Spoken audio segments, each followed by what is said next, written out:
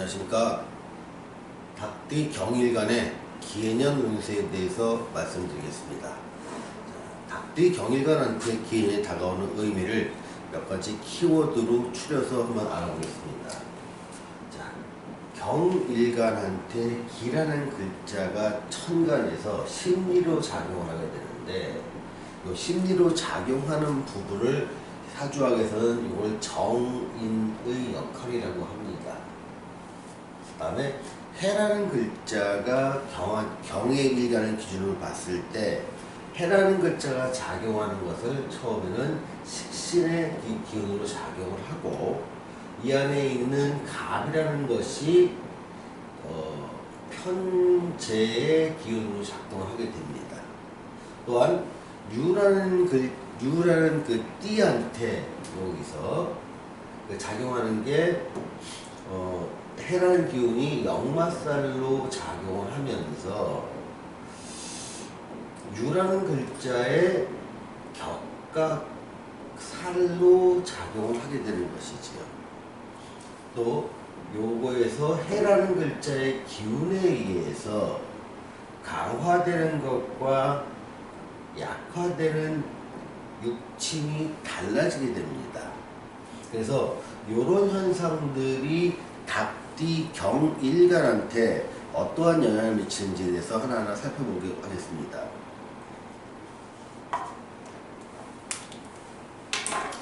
자, 먼저 심리에 영향을 미치는 것은 정인의 영향으로 심리가 작용을 한다고 했습니다.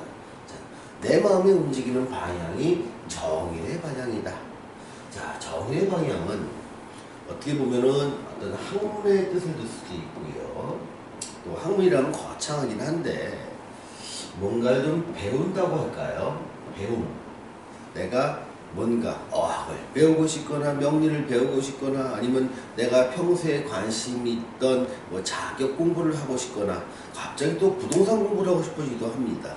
또 난데없이 경제 공부를 하고 싶어 하거나 아니면 역사나 철학이나 내가 평소에 뭔가 좀 책을 좀 등한시했다. 이런 학문이나 배움 쪽으로 내 마음이 움직이게 되는 것이죠. 또한 이럴 경우에는 또 문서로 작용을 하기도 합니다. 그래서 뭔가 집을 좀 사고 싶기도 하고 땅을 좀 사고 싶기도 하고, 그러니까 심리가 그렇게 바뀌는 것이죠. 근데 이런 것들의 전반적인 배경 같은 경우에는 사실은 삶의 안정성입니다. 그러니까 내 삶을 좀 더 안정적인 수입을 얻거나 안정적인 지식이나 자격을 얻기 위한 이러한 방향으로 심리가 작동을 하게 됩니다. 그런데 실제 심리는 이렇게 작용을 한다 하더라도 내 현실을 좌우하는 것은 요 해라는 글자가 영향을 미치게 되는 것이지요. 이 해라는 글자는 여기서 먼저 식신으로 작용을 한다고 했습니다. 자, 식신을 작용한다는 것은 뭐냐면 내 심리는 앉아서 뭔가 배우고 공부하고 뭔가 내가 안정한 삶을 유지하기 위한 문서를 획득하고 싶지만 내 현실은 움직여라. 식신이 작동한다는 얘기는 뭐냐면 내가 움직여야 될 상황이 발생하게 됩니다. 그런데 이 움직이는 것들의 목적은 이 안에 지장간에 숨겨져 있는 요 글자 때는 그렇습니다. 편재. 뭔가 움직여야 돈이 되는구나. 움직여야 관계성이 형성되는구나. 내가 활동을 해야 갑이라고 하는 나의 희망이 생기는구나. 그래서 심리는 가만히 앉아서 공부도 하고 이것저것 보고 싶기도 하지만 현실은 움직일 수밖에 없다. 움직임의 내면 속에는 편재가 자리 잡고 있으니 편재는 돈이요 인간의 관계성이요 나의 희망이다. 그러니 나의 움직임의 이면에는 이런 것을 목표로 하는 나의 활동력이 보장되는 시기다. 그래서 보통 기해년이 오기 전에 2018년 같은 경우에는 이제 무술년이었습니다. 이 무술년 같은 경우가 인성으로만 작용된다고 하면 이제 큰일 납니다.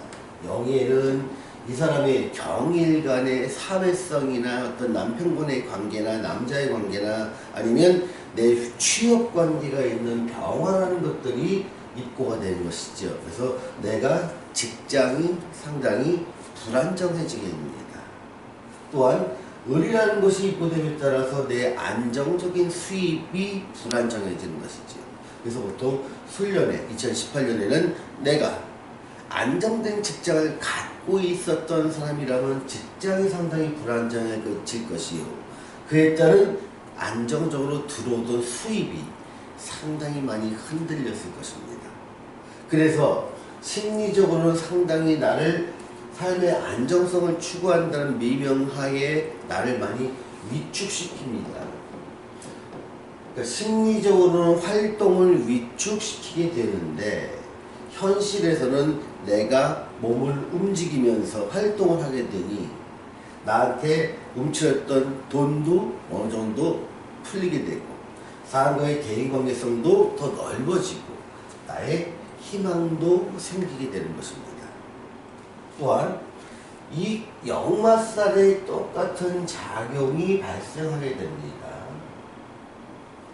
자, 역마라는 것은 뭐냐면 마찬가지로 움직여라입니다. 변하라, 움직여라. 역마살 해석은 아주 간단하게 해석해보면 그렇습니다. 우리가 예전에 이제 과거로 돌아가보면 우리가 이제 보부상이라고 가정을 해봤을 때 좌판에서 깔아놓고 장사를 하다가 이제는 해가 지기 시작합니다. 그 과거에는 조명도 없었겠지요. 이제는 해가 지고 사람들도 움직임이 이제 뜸해지니 이제는 자리를 이걸 싸고 어디 가서 주방에 가서 쉬거나 아니면 해 뜨는 다른 고장에 가서 팔거나 지금 이 자리에서는 아침부터 해가 있을 때까지는 충분히 내가 장사를 하고 이익을 남길 수 있는 상황이었지만 역마살이 시작되는 것은 해가 졌다는 말입니다. 더 이상 해가 졌으니 지나가는 사람도 없을 것이요 내가 가만히 앉아 있어도 물건이 팔리지 않을 것이라는 얘기입니다. 이제는 짐 싸고 떠나라. 이게 지금 변하라 움직이는 역마의 해입니다. 역마의 해에 움직이지 않고 있으면 손님도 없고 물론 해가 진 지 얼마 되지 않으면 손님이 가끔 있겠죠. 역마살 다음에 나오는 건 육해살입니다. 다음에 나오는 건 화해살입니다. 이 3년 동안은 마치 7시쯤에 해가 시간으로 따지면 한 저희 7시쯤 됐는데 7시쯤에 해가 졌으니 사람이 없어질 것이라 예고를 합니다. 9시쯤 돼가니까 더 많이 없어질 것이다. 11시쯤 되면은 정말 없으니 정말 이때부터 짐을 싸라. 너의 노력에 비해서 똑같이 했던 아침부터 저녁까지 했던 그런 행동 패턴이 더 이상 너한테 이익을 주지 않을 것이라고 하늘에서는 경고를 하고 있는데 자꾸 버티면 이 삼재가 지났다고 다음에 겁살이 오게 되는 거지요. 겁살은 시간적으로 따지면 나한테 보면은 새벽 1시에서 3시입니다. 정말 아무것도 없고 그 전에 버틸 일이 너무 추워서 버틸 수가 없습니다. 할 수 없이 다 체력과 돈을 다 소모하고 나서 어쩔 수 없이 집에서 떠날 수밖에 없는 상황으로 이어지는 것. 이게 삼재가 끝나고 난 뒤에 나오는 겁살의 현상입니다.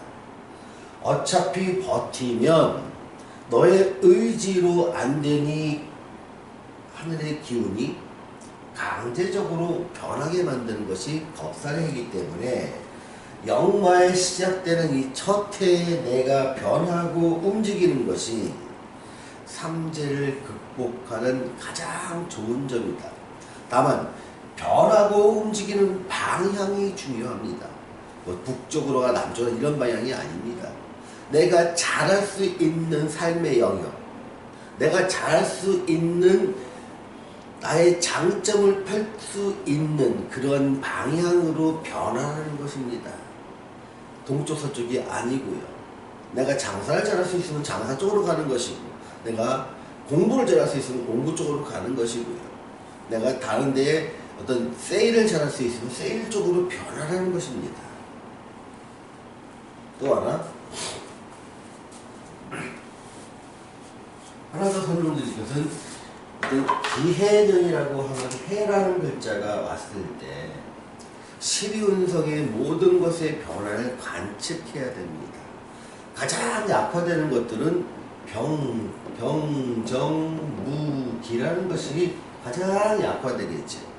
강화되는 것은 임계라는 것이 강화되면서 갑과 을이 태동할 준비를 하게 됩니다. 그래서 이런 부분을 활용할 쪽으로 변화하는 것입니다.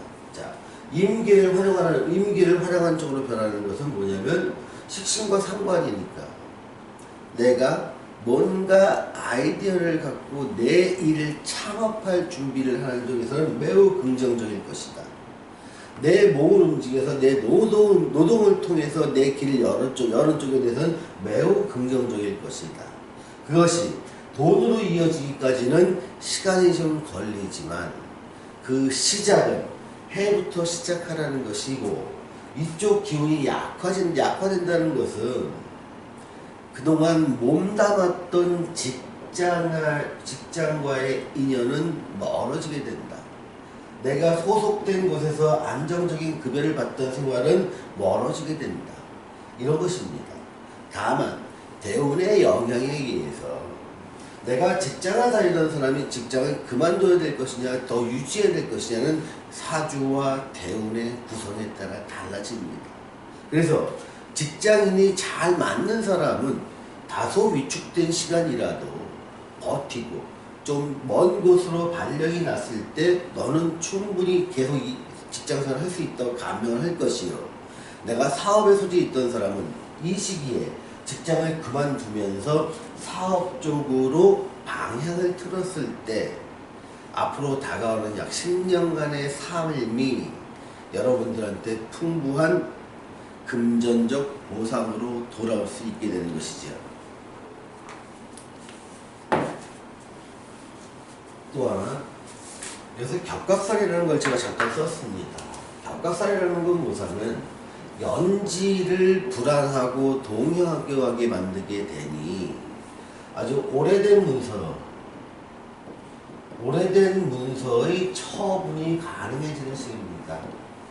가령 조상한테 받았던, 아니면 본인한테 받았는데 잘 안 팔리던 땅이라든가 건물이라든가 이런 문서들의 그런 것들이 어떤 개발붐을 타고 갑자기 수용이 되거나, 아니면 누군가 개발 효제를 안고 그걸 사겠다가 연락이 오거나 하면서 내가 현금화하기 힘들었던 그런 부동산의 처분이 가능해지는 시기도 있고요. 내가 고향 땅에서 연결을 가졌던 그런 부분들에서 이제는 처분하고 관계를 청산할 수 있는 그러한 일도 발생이 가능합니다.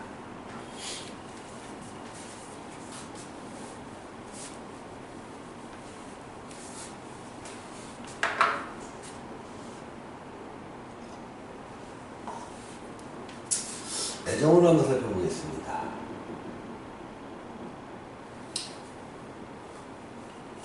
보통 이런 해라고 하는 기운이 다가왔을 때 애정은 기존의 애정과 기존의 관계와 신규 관계가 달라집니다. 자, 기존 관계가 있던 사람 같은 경우는 애정운이 별로 좋지 않습니다. 왜냐하면 내 눈높이가 높아지게 됩니다. 일단 눈높이가요. 또 기회이라는 것이 삶의 안정을 취하는 글자입니다. 그러다 보니까 내가 지금 사귀고 있는 사람이 과연 나를 평생 동안 잘 책임질 수 있을까? 내가 지금 사귀고 있는 여자가 과연 평생 동안 나랑 같이 살면서 내 삶의 안정을 꾀할 수 있을까에 대해서 눈높이가 높아지게 됩니다. 기대치가 올라간다는 얘기죠. 그러면서 지지에 있는 글자가 작동을 하니 가정의 안정을 꿈꾸기보다는 내 삶에, 또 수입에, 또 직장에, 일자리에 이런 것들을 새로 만들고 정립시키는 쪽으로 먼저 활동하게 되니 애정 쪽에 눈 돌릴 수 있는 시간은 상대적으로 작아지는 것이죠. 그래서 자꾸 마음은 있지만 현실적으로 자꾸 만나게 될 수 있는 시간이나 기회는 줄어들고 여러분들 시간들은 전부 다 이런 쪽으로 올인하게 됩니다. 그래서 기존 관계라면 애정은 좀 안 좋다. 신규 관계라면 이렇게 내 삶을 다시 잡아가는 과정 속에 새로운 인연이 열리게 됩니다. 그러니 여러분들은 이렇게 나의 삶을 정립하고 수입과 직장과 내 삶의 안정을 볼 수 있는 일자리를 창출하는 과정에서 만나는 새로운 인연이라면 이성운이 열리겠구나 이렇게 이해를 하시면 됩니다.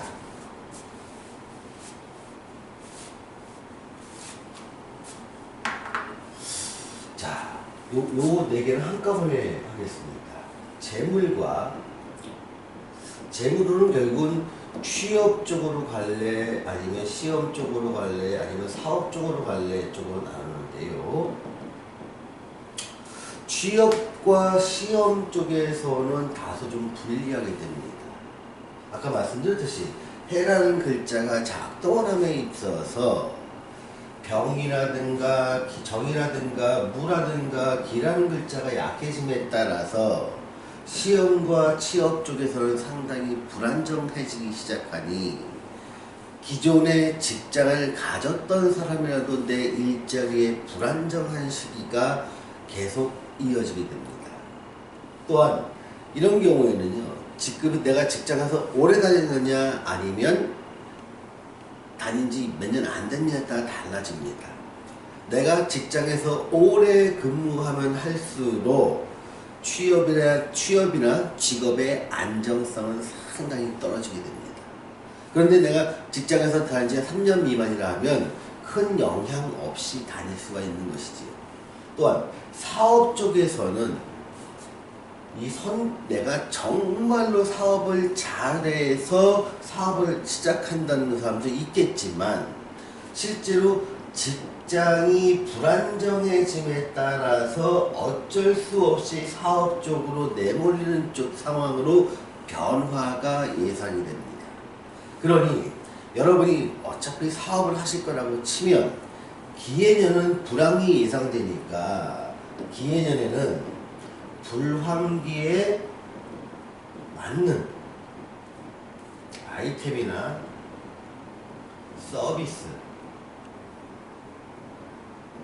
서비스를 중심으로 여러분들의 창업을 하실 때 참고를 하시기 바랍니다. 이렇게 어떤 특정한 해의 기운이 오면 나의 모든 상황이 바뀌게 되고 이것은 급격하게 바뀌는 게 아닙니다.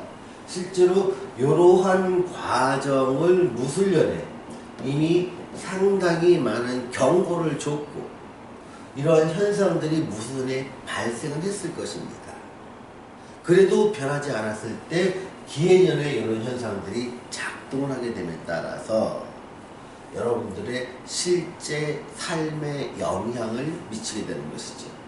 자, 오늘은 닭띠 경일간의 기해년 운세에 대해서 말씀드렸습니다. 감사합니다.